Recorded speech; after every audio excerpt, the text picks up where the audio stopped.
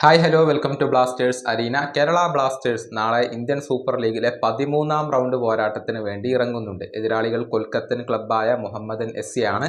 നാളെ വൈകിട്ട് ഇന്ത്യൻ സമയം 7:30 കൊച്ചി കലൂരിലെ ജവഹർലാൽ നെഹ്റു അന്താരാഷ്ട്ര സ്റ്റേഡിയത്തിൽ വെച്ചുകൊണ്ടാണ് ഈ മത്സരം നടക്കുക. ഒരു മുഖ്യ പരിശീലകൻ ഇല്ലാതെയാണ് ബ്ലാസ്റ്റേഴ്സ് ഈ മത്സരത്തിന് വേണ്ടി കളിക്കളത്തിലേക്ക് ഇറങ്ങുക. ഇന്ത്യൻ അസിസ്റ്റന്റ് പരിശീലകനായ TG പുരുഷോത്തമനും അതോടൊപ്പം തന്നെ റിസർവ് ടീമിന്റെ പരിശീലകനായ തോമസ് തോർസുമാണ് ഇപ്പോൾ കാര്യങ്ങളെ മുന്നോട്ട് കൊണ്ടുപോകുന്നത്. ഏതായാലും ഈ മത്സരത്തിന് മുന്നോടിയായി നടന്ന പ്രസ് കോൺഫറൻസിൽ TGP അഥവാ TG പുരുഷോത്തമനായിരുന്നു കേരള ബ്ലാസ്റ്റേഴ്സിനെ പ്രതിനിധീകരിച്ചുകൊണ്ട് പങ്കെടുത്തിരുന്നത്. ഒരുപാട് കാര്യങ്ങളെക്കുറിച്ച് അദ്ദേഹം സംസാരിച്ചിട്ടുണ്ട്.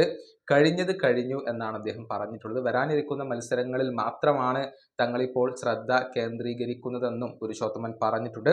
മാത്രമല്ല, ടീമിന്റെ അവസ്ഥയിൽ ഒരാളെ മാത്രം കുറ്റപ്പെടുത്താൻ കഴിയില്ലെന്നും ഇതൊരു ടീം വർക്കാണ് എന്നും അദ്ദേഹം പറഞ്ഞിട്ടുണ്ട്. TGPയുടെ വാക്കുകൾ ഇങ്ങനെയാണ്: എല്ലാം പോസിറ്റീവ് ആക്കാൻ വേണ്ടിയാണ് ഞങ്ങൾ ശ്രമിച്ചുകൊണ്ടിരിക്കുന്നത്. കഴിഞ്ഞതിനെക്കുറിച്ച് ചിന്തിക്കാൻ ഞങ്ങൾ ആഗ്രഹിക്കുന്നില്ല. വരാനിരിക്കുന്നതിനെ മാത്രമാണ് ഞങ്ങൾ ചിന്തിക്കുന്നത്, അതിനെക്കുറിച്ച് മാത്രമാണ് ചിന്തിക്കുന്നത്. നാളത്തെ മത്സരത്തിൽ മികച്ച പ്രകടനം നടത്തിക്കൊണ്ട് ഞങ്ങൾക്ക് വിജയം സ്വന്തമാക്കേണ്ടതുണ്ട്. ഇതൊരു ടീം വർക്കാണ്. നമുക്ക് ഒരാളെ മാത്രം കുറ്റപ്പെടുത്താൻ കഴിയില്ല. ഇപ്പോൾ ഞങ്ങളുടെ ശ്രദ്ധ അടുത്ത മത്സരത്തിൽ മാത്രമാണ്.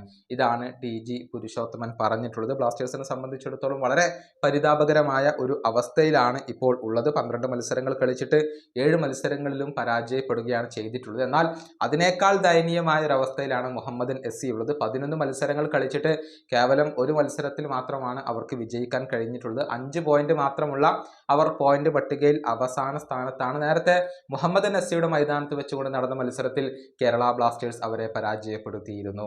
ഈ വീഡിയോയുടെ അവസാനിപ്പിക്കുന്നു. അടുത്ത വീഡിയോയുമായി വീണ്ടും കാണാം.